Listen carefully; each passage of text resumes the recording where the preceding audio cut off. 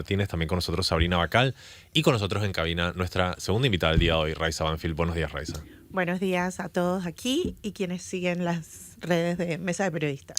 Bueno, el siguiente tema que tenemos en conversación es el tema de Cerro Patacón. Este tema para mí es importante no solo por los efectos de salud, sino por el tema simbólico. Por el lado de los efectos de salud, en todo país decente, cualquier daño injustificado es compensado, ese es el punto entero de la justicia. Y los panameños del municipio capitalino hemos estado respirando humo tóxico del vertedero de Cerro Patacón. Quiero decir que eso incluye a jubilados con enfermedades respiratorias, mujeres embarazadas, niños en desarrollo, bebés en sus cunas, respirando plástico y basura quemada.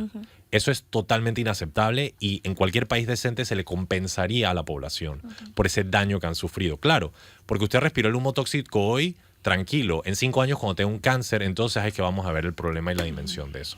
Y lo segundo que quiero mencionar, que esto es simbólico, es porque en este país, de cara a esta elección, nos estamos llenando la boca. Que si vamos a construir un sistema multimodal de transporte logístico que va a integrar factores aeroespaciales que van a... ¡Ey! El Cerro Patacón no se para de incendiar. Aquí ni siquiera podemos controlar incendios en el principal vertedero de este país. ¿Y estamos hablando de qué? O sea, honestamente esto pasa de lo ridículo a lo patético. De verdad que sí. Y me gustaría empezar esta entrevista hablando un poco sobre contexto histórico. Entender un poquito Cerro Patacón, no más de 1 minuto, 2 minutos, para saber precisamente dónde viene este problema y cómo se ve en estos momentos. Sí, lo pintas tal cual es, pero tenemos que recordar que Cerro Patacón surge como una respuesta al declarado estado de emergencia al cual se había declarado el vertedero de la ciudad que estaba en Panamá Viejo, hoy Costa del Este. Era un sitio insano, totalmente contaminado y contaminando a la ciudad. Y se decide mover en los 80s a lo que hoy conocemos como Cerro Patacón, 132 hectáreas de bosques, y donde está asentada la cuenca del río Cárdenas, que sus vertientes van al Canal de Panamá. Hoy día, incluso con declaración de estado de emergencia de ese vertedero a cielo abierto, que, ojo, cuando se movió en el 84 decía, es que no va a ser un vertedero, va a ser un relleno sanitario con todas las de la ley y la tecnología a ese momento disponible, y él dejó de ser un relleno sanitario hace mucho tiempo. Y es un vertedero a cielo abierto cuyos lixiviados, que lixiviados no es más que la descomposición de esa basura hacia el subsuelo, están yendo al Canal de Panamá hoy día. Entonces tenemos un estado de emergencia declarado y parece que el estado de emergencia lo único que ha servido es para que hayan más fuegos como nunca en la historia de ese vertedero hemos tenido hasta ahora. Está viendo casi uno cada mes. ¿Usted lo dice como si fuera algo sospechoso? Yo tengo muchas sospechas de provocación o de negligencia a propósito. ¿Por qué? Hay un negocio en el apagado del incendio. ¿A quién se le compran los químicos con los que se vierte el incendio para apagar? ¿Cuánto nos cuesta apagar ese incendio cada vez que se prende?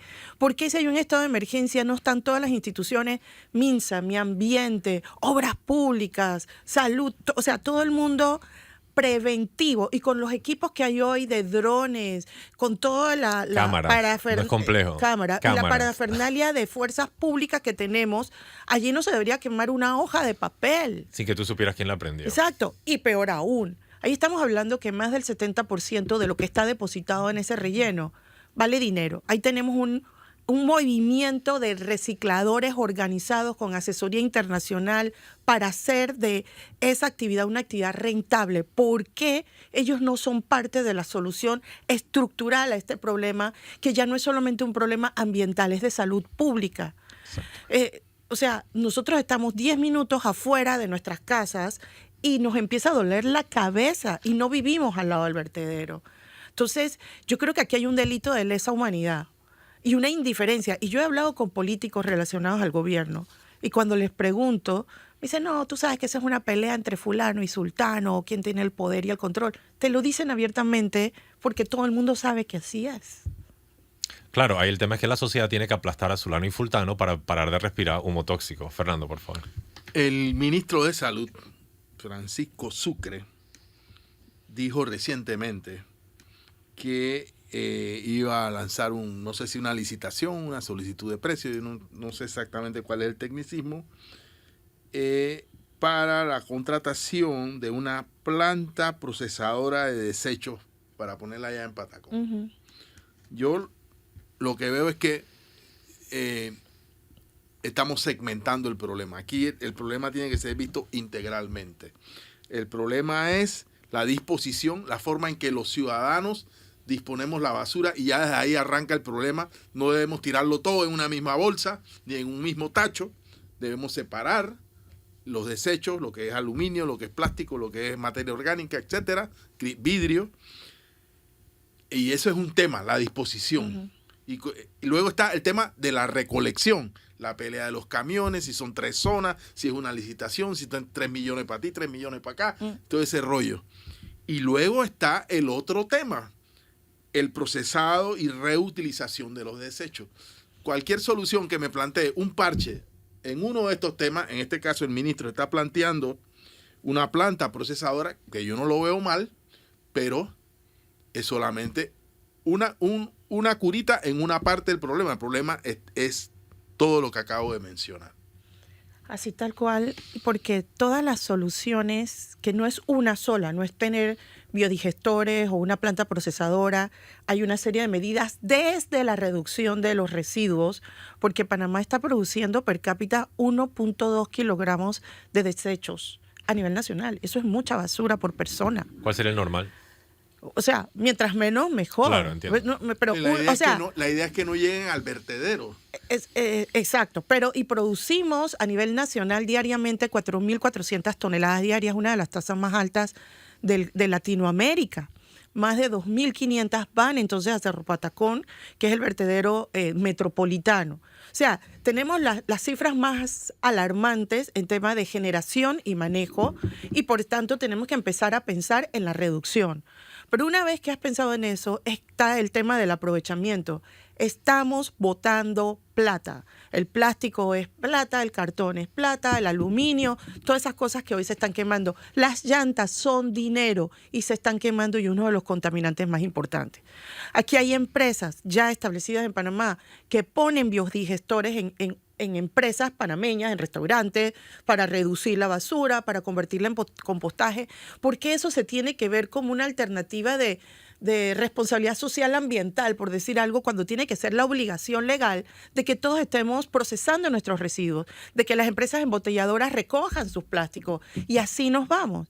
Pero eso necesita un liderazgo político, una autoridad que se comprometa, porque resulta que según los censos nacionales, Panamá tiene un problema de 25% de la población que no tiene acceso al agua potable todos los días. Pero tiene 40% de la población que no le manejan sus desechos. O sea, estamos viviendo en medio de la basura. Sí. Y eso detiene cualquier otro proceso de desarrollo económico como el turismo, porque ¿quién quiere venir a un país que se ve bonito en una postal? Llego hoy, camino entre basura y lixiviados, no regreso más. Sarina. Raiza, ¿cuál sería para usted una solución integral del problema? No parches, ahora que estamos en medio de una campaña electoral. Yo realmente no he escuchado grandes propuestas en este tema de parte de los candidatos. Y adicional a eso, ¿quién idealmente debería manejar este problema? Sí. Porque lo sigue manejando el gobierno central. Sí ha creado un problema que es casi que de gobierno central, porque hay una crisis de salud pública. Exacto. Pero en cualquier otro país del mundo lo maneja el alcalde. Así es. Bueno, la basura en Panamá, los residuos, los desechos, es uno de los temas más estudiados del país desde el inicio de la década del 2000, cuando la JICA, la Agencia de Cooperación Japonesa, hace los primeros estudios para la alcaldía de Panamá, que en ese momento estaba viendo cómo mejorar tanto su recolección como manejo. Sabemos que por los temas políticos se dice mucho que por el que hay para mí que nunca funcionó, nunca se pudo hacer nada, pero la administración Varela, el Ejecutivo, se había comprometido con el gobierno municipal, el alcalde Blandón, a descentralizar lo que corresponde. En todo el mundo la basura es un tema descentralizado. O sea, las alcaldías tienen 2 competencias importantes: gestionar los espacios públicos y la basura. Y a Panamá le quitan una de las pertinencias de las responsabilidades más importantes. Espacio Por un público tema- tampoco lo tenía 100% la alcaldía. Exacto, la cinta costera de no sé del MOB, el parque de la Amador. primera dama, Amador de la UABR. Sí. Entonces aquí las alcaldías están prácticamente de adorno y bueno, ese es otro tema, después tenemos que Sí, hablar del perdón. alcalde y la ciudad. Pero en el tema de esta descentralización que no se cumplió, y aquí presuntamente hay un tema también, porque el manejo de los desechos, la UD es un bastión político del partido gobernante. Y dentro de los partidos gobernantes, de las distintas facciones que tiene el partido. Nadie quiere perder su cuota de poder. Y esa es una de las razones por la que el tema de la basura no se ha vuelto a descentralizar, porque quien maneja los residuos tiene poder en nombramientos, en compra de equipos, en negocios relacionados a los residuos. Y esa es una de las cosas. Pero la otra es que la basura, más que un problema, es una oportunidad de crear negocios de economía de escala, de barrios, desde el centro de acopio y reciclaje, que puede ser manejado por una agencia, un microempresario, hasta el procesamiento, su trituración. O sea, hay distintos estadios de procesamiento de los residuos, hasta exportación de material, creación de materia prima y de otros subproductos que genera economía desde los corregimientos hasta nivel nacional. O sea, en vez de estar hablando de grandes industrias que vengan aquí a seguir invirtiendo para destruir, podríamos estar hablando de pequeñas empresas hasta una economía que se escala, de industrias que vienen a hacer este aprovechamiento y que mejoran condiciones ambientales, de salud pública y de calidad de vida. Pero la mezquindad política, la corrupción, el qué hay para mí y el juega vivo es el verdadero flagelo que ha impedido que la basura primero sea descentralizada, que las alcaldías, en el caso de la ciudad de Panamá, la alcaldía asuma su responsabilidad y que se generen estas competencias diversificadas en función del aprovechamiento de los residuos. Y que el riesgo de cáncer para todos aumente ligeramente, innecesariamente. Totalmente. Yo tengo una pregunta para darle, Fernando. No, aterrizando repreguntando la pregunta de Sabrina, quería preguntarte cuál de los candidatos que andan por allí sientes tú que se aproxima más a la solución del problema, o simplemente ninguno ha bordeado una solución coherente al problema de los desechos. Hablas de los candidatos presidenciales. Sí. Yo creo que no solamente ahora, sino nunca, los aspirantes a presidente de la República han visto este problema como lo que es. O sea, a este punto, el tema del manejo de los desechos es tan importante como el agua para el canal. Pero no lo ven así.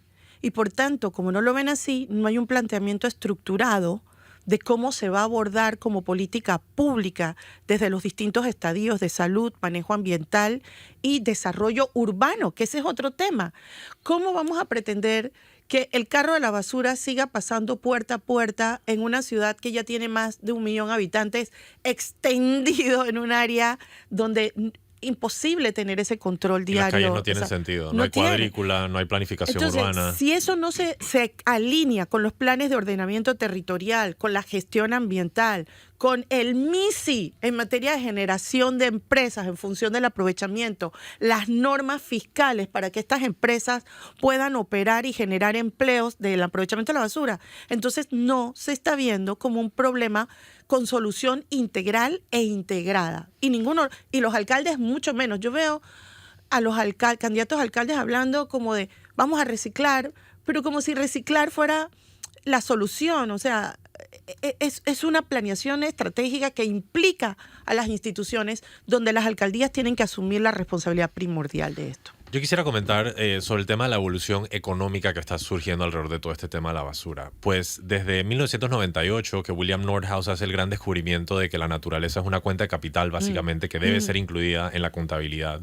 hemos visto que poco a poco va cambiando el sector económico, no solo para reconocer el valor de, entre comillas, la basura, sino entender que ya no podemos terminar la secuencia de vida de un producto tirando un objeto como que si fuera al vacío. Exacto. Y de hecho es muy interesante porque, por ejemplo, uno compra una botella de plástico, esa botella de plástico es suya, por lo tanto tiene responsabilidad sobre ella.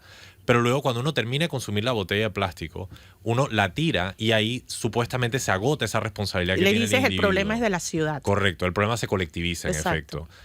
Lo cual es interesante porque imagínate, esa botella de plástico, los dinosaurios se murieron hace miles de millones de años, posteriormente se tuvieron que descomponer, se extrajo todo el proceso industrial para producir esa botella. Esa agua se consume en 5 minutos, 10 minutos. Esa es la vida del producto. Exacto. Después de todo un proceso industrial de millones de dólares. Y él queda ahí 500 Y luego lo años. tira, correcto. Y luego lo tiramos. Entonces, sencillamente regreso esto al tema del manejo de las mismas familias de su basura. O sea, ya esto no existe de que tú puedes tirar la basura y ya perdiste propiedad. La responsabilidad sigue siendo tuya. Tú compraste esa botella de plástico, debes deshacerte de ella de la manera correcta. Eso ya lo habíamos visto con el tema de las computadoras, lo habíamos visto con el tema de las baterías. Ya existen reglas sobre cómo se deben disponer estos elementos. Así es. Y sencillamente te quiero preguntar, ¿qué tanto tenemos que ya empujarle la responsabilidad a los mismos hogares? De que empiecen a decir, ¿sabes qué? Lo biodegradable tiene que ir para este lado, no podemos echar eso Así en la es. basura con el plástico, la batería tiene que ser dispuesta de una forma particular. Porque sí, usualmente decimos las autoridades, las instituciones, pero los responsables de la basura son las que la compraron, Así las tal mismas cual. personas. Eso es bien importante. Y ya que mencionaste el tema de las computadoras, hay que hacer énfasis en algo. El 1% de la basura mundial son los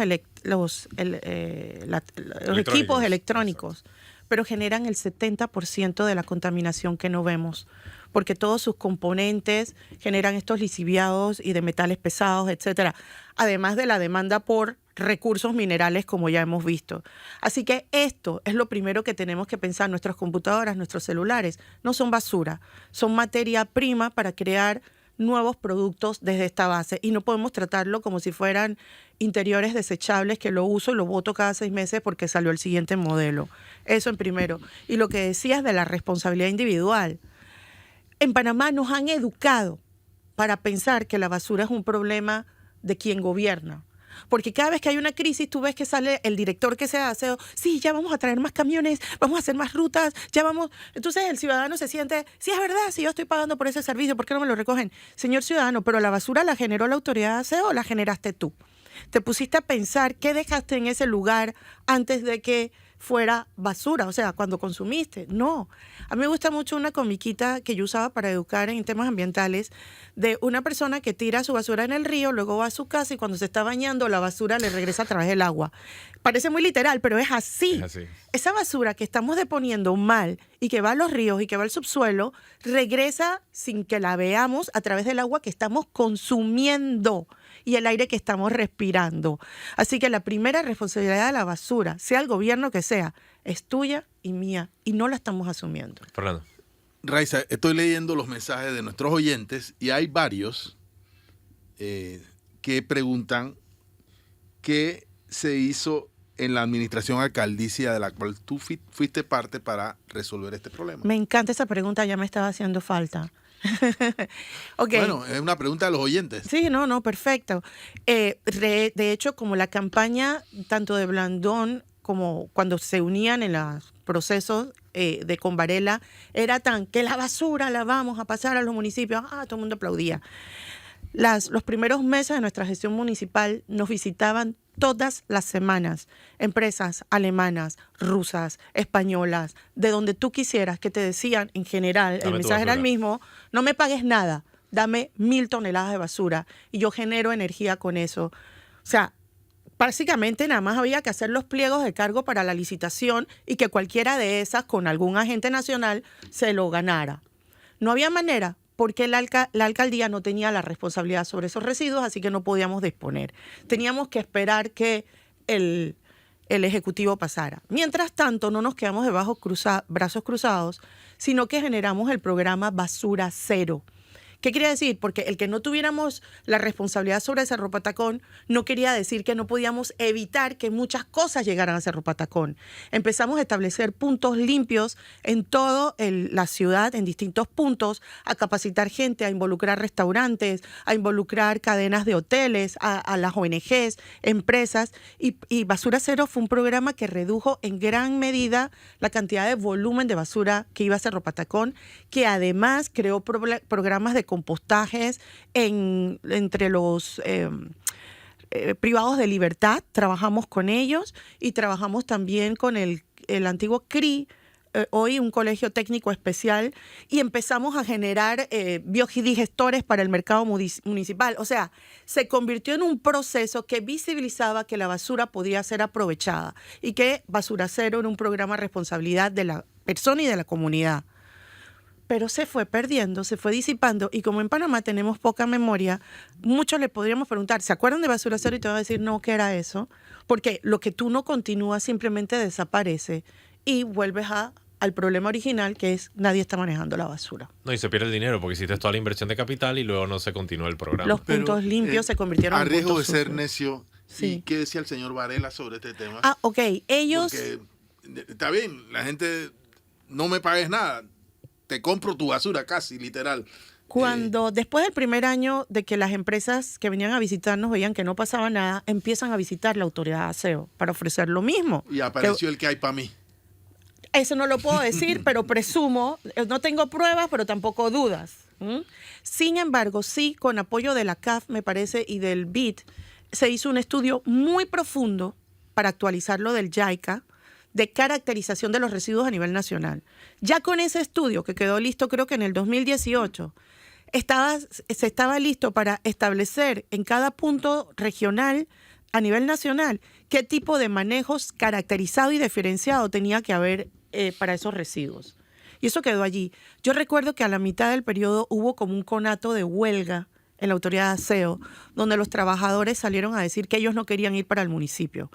A mí me pareció que eso fue una huelga provocada, porque de la nada se metió la cosa política que no, nosotros no queremos perder nuestros trabajos, y ni siquiera se había hablado de cómo iba a ser ese proceso de transición, que tenía que ser incluyendo a los trabajadores de aseo. Pero ya eso fue como un freno político para que entonces el Ejecutivo dijera, no vamos a pasar la basura al municipio. Y quedamos, como siempre, tratando de resolver los problemas como con las medidas de siempre que no han dado resultado. Por razón de tiempo tenemos que ir cerrando la entrevista. Yo tengo una última pregunta, Sabrina, también. Mi pregunta es, yo he estado avanzando el argumento en este programa que cuando suceden estos eventos de contaminación masiva, el Estado debería rayarle un cheque a la población. Claro. Para compensarle ese daño. ¿Te parece que eso es loco o eso es lo correcto? No, es que si hiciéramos una demanda colectiva, eso es lo que debería pasar. Es que por ahí va el asunto. Sabrina, tu pregunta final. Raiza, voy a cambiar de tema y ligarlo con el debate de esta noche. En el primer debate no hubo oportunidad de contrastar las posiciones de todos los candidatos sobre el tema minería a cielo abierto y si alguno piensa renegociar con la empresa Fresh Quantum. ¿Usted tiene la esperanza de que hoy, con este formato y pensando que son jóvenes, se haga? Yo espero que el tema surja, porque sobre todo son los jóvenes los que tienen sobre sus hombros este peso tan enorme y de candidatos que están cometiendo la irresponsabilidad, no solo de ignorar un fallo, sino de ignorar la voluntad popular y hacer ver como lo que lo que pasó en noviembre fue una calentura de verano. Así que yo asumo que espero que sí. En mi lectura de los candidatos hay varios que quieren renegociar de distinta forma. Los que antes decían, como el señor Rux, que decía la mina no se puede cerrar y hoy dice que se va a cerrar de manera ordenada. Yo leo entre líneas un mareo de posibilidades ahí, pero necesitamos que se comprometan los que han dicho que van a cerrar la mina, no solo con decir que la van a cerrar, sino qué procesos económicos van a generar de esa transformación. Y lo tienen que hacer porque es parte de su responsabilidad como aspirantes a gobernar este país que tiene ese peso encima. Con eso cerramos la entrevista, pero me gustaría darte los últimos 30 segundos para tus conclusiones finales. Yo doy las gracias a este espacio porque nos permite hacer análisis que no en cualquier espacio se pueden hacer, pero sobre todo pedirle a mis conciudadanos, a todos los panameños, panameñas en general, que seamos conscientes que la elección política cada mayo, cada 5 años, es parte de nuestro ejercicio democrático, pero no es el único. Pero que nos exige que tengamos un calentamiento cívico tan fuerte que tengamos la capacidad de hacer análisis serios de qué nos están ofreciendo, no solo el jingle, la gorra y la camiseta, sino que después de también de eso... El chen-chen. Y el chen-chen en tu bolsillo, sino que seamos ciudadanos responsables de fiscalizar, vigilar y hacer cumplir los compromisos electorales de cada 5 años. Amén. El último tema en agenda, le paso la palabra a Sabrina, tiene que ver con discusiones que se estarían dando entre el candidato Mulino y la embajada estadounidense. No creo que discusiones, creo que están portadas de los periódicos. Ayer en una entrevista en Telemetro Reporta, en eso sí, para diferenciarse de Martinelli, porque nosotros analizamos la entrevista, la primera que dio como candidato oficial aquí en Noticias AM, y habían temas donde no se distanció de Martinelli, sino que se paró al lado. En ese tema, para diferenciarse de Martinelli, dijo, tengo una reunión con la embajada. La embajada dijo que no lo tenía agendado. Él dijo que se le habían cancelado. Yo pienso, esa es mi hipótesis, puedo estar equivocada, la embajada tiene estas reuniones con todos los candidatos. Podemos debatir por qué pasa eso, pero es una realidad. Y pienso que al señor Mulino le convenía revelar, aunque fuera on the record, para diferenciarse de Martinelli. Creo que con esta negación de la embajada, no sé si el tiro le salió por la culata o no, pero no me sorprende que en algún momento ocurra, porque esto no es una defensa, pero con Martinelli hay un caso muy específico y está está condenado a 10 años, está asilado en la embajada de Nicaragua, que es un país cuestionado alrededor del continente y del mundo, y además está en la lista de corrupción significativa del gobierno norteamericano. Mulino pues no tiene esas características, así que no sé cuál es el criterio de la embajada, pero yo no vería sólido el argumento de decir me reúno con todos off the record y con este no. Claro, Fernando. Mulino no tiene la característica de haber estado preso en Estados Unidos como lo estuvo Ricardo Martinelli, de tener los 2 hijos condenados en Estados Unidos y como lo tuvieron los hijos de Martinelli. Mulino no tiene la característica de haber sido designado por el Departamento de Estado como corrupto significativo, y yo creo, debo asumir que sí tiene visa él y su familia para viajar a los Estados Unidos. Estoy de acuerdo con eso. Pero Mulino basa su candidatura en el hecho de la dupla, claro, Martinelli y Mulino. Como dijo la gorra de Mulino dice Martinelli y Mulino. Entonces, cuando te conviene sí, cuando te conviene te paras al lado de Martinelli, cuando no te conviene mi no. lectura de esta reunión o posible reunión entre ambos es que, en efecto, mi lectura es que ambos se equivocaron, ojo.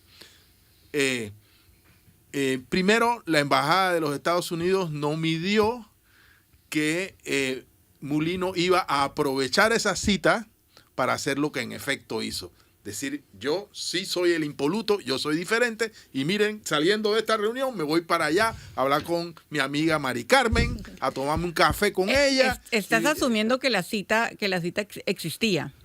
Yo estoy asumiendo lo que tú acabas de decir, sí, bueno, que esa cita existe con todos. Sí, yo también lo asumí, pero es parte de la... Hay que contar la posibilidad de que la cita no existiera. Para mí, esas citas no deberían existir, ni en esta elección, ni en ninguna elección, porque forman parte de un proceso injerencista de una potencia en los asuntos políticos y electorales de un país. Pero existen, son una realidad. Y yo no le voy a decir a Estados Unidos cómo hacer lo que hace. Nada me encantaría más, pero eso con qué se come. Podría argumentarte, Fernando, y se nos acabó el programa. No, dale, pero podría argumentarte que la lista, o sea, los señalamientos y las condenas de Estados Unidos sí te sirven, pero las reuniones no. O sea, podría tirarte el mismo argumento que a Mulino. Sí, a ver. Es más, voy a decir algo. Tarde o temprano esa reunión se va a producir. De hecho, Mulino debió haber esperado hasta después de la reunión para decir que la tuvo, no antes para que se la eso es lo más cancelaran. inteligente. Pero bueno, ahí está, es el candidato. Pero el talante del candidato es ese, pues. Aquí estoy, soy... Y hago. Y por eso, con todo el respeto, señor Mulino, yo de verdad suelo ser muy incrédulo en estos temas. Yo solo para cerrar, ¿tú quieres decir algo último? Yo solo para cerrar, solo quisiera recordar que según los cables de la embajada estadounidense revelados en Wikileaks en su momento, según esos cables, se habría establecido que la embajadora Barbara Stevenson indicó que en una de estas reuniones que se dan entre, en este caso ya era el presidente Ricardo Martinelli, le habría pedido que espiara ilícitamente, domésticamente, sobre otros ciudadanos del país, según esos cables que están en Wikileaks. Sí, fue no- la primera alerta. Fue que no fue fue una la- alerta muy temprana que además dijo que se manejaba como un mafioso. O sea, fue un cable bien que no fue la específico. única diferencia entre la representación diplomática de Estados Unidos o el gobierno de Estados Unidos y el gobierno de Ricardo Martinelli. Después hubieron muchas más, algunas de las cuales incluso ignoramos. Bueno, y todo esto condicionado por el expresidente Martinelli en ese momento, según estos cables, como materia de seguridad, de protección. En fin, con esto cerramos el programa. Tremendo programa.